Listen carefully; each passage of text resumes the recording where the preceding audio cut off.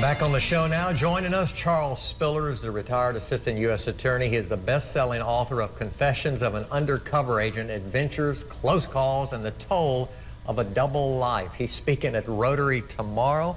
Charles, welcome. They'll be making a movie about you before we know it. I just hope it's not a comedy, but who knows? Who knows, Mark?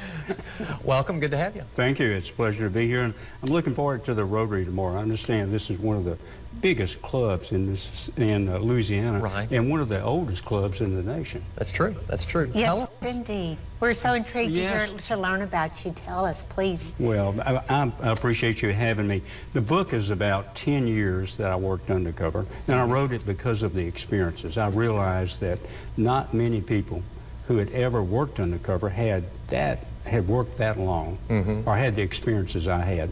You know, from infiltrating stolen car rings, infiltrating safecracker and burglary rings, dealing with large-scale mafia and Mexican smuggling operations. So to me, the book's not about me, it's about interesting experiences, and that's why I wrote the book. And the double life? Oh yes, oh my goodness, yes.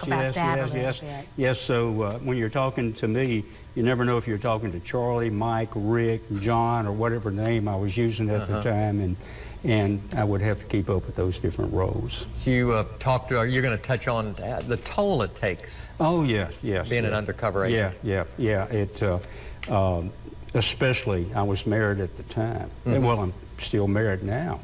And my son was 1 when I started, and he was 11 when I did my last case in Houston, Texas, when smugglers delivered 3,000 pounds of dope to me there.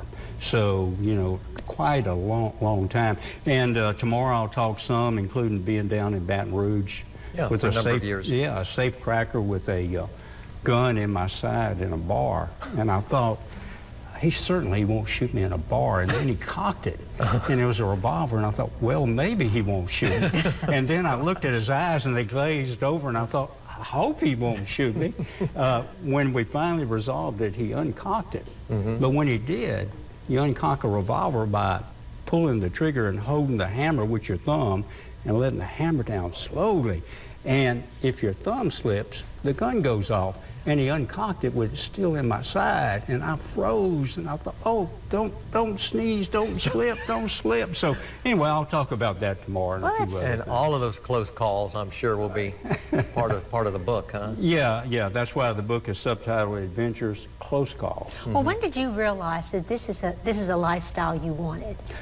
Well, I think like any young person, you're drawn to excitement and adventure. And I'd just gotten out of the Marines. Right. Okay. And I'd fought in Vietnam as a Marine squad leader. And so when I got back and, you know, I was missing that excitement. So when the head of intelligence asked me to work undercover, I had no idea what that was, but it sounded exciting. Yes, sign me up. Well, I didn't realize, and I don't think he did either, it was the start of 10 years of undercover. Yeah. Which I'm just happy to be here to be able to talk about it. Good point. And served some time in Iraq also, right? Oh, yes. As an attorney with the Department of Justice, I advised the court that tried Saddam and Chemical Ali. Right. And then I went back for my third tour as the Department of Justice attaché for Iraq, working on a program to disrupt al-Qaeda financing. So, I've had some interesting experiences. I've just been lucky and I've been blessed. Well, that's just key. And you'll be speaking at Rotary again tomorrow. Right. And I believe it starts around noontime. Right, I'm looking forward to that. Cindy said she would be there, and I told her she could just announce to everybody. She's heard this already. She doesn't have to. I'm sure you have a lot more fascinating stories to share. I can hardly wait. He'll save a little bit for Rotary tomorrow, I'm sure. I'm sure he will. Right. Thanks, Mark. Thanks, Cindy. Thanks for having me on. Thank you Love so having you. much. Thanks for dropping by, Charles. Thank you. Appreciate it. And back to school bingo. We'll tell you all about that in just a few minutes. Stay right here.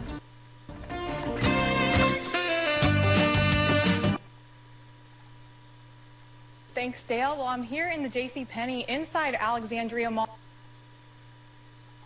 where stores are getting ready to kick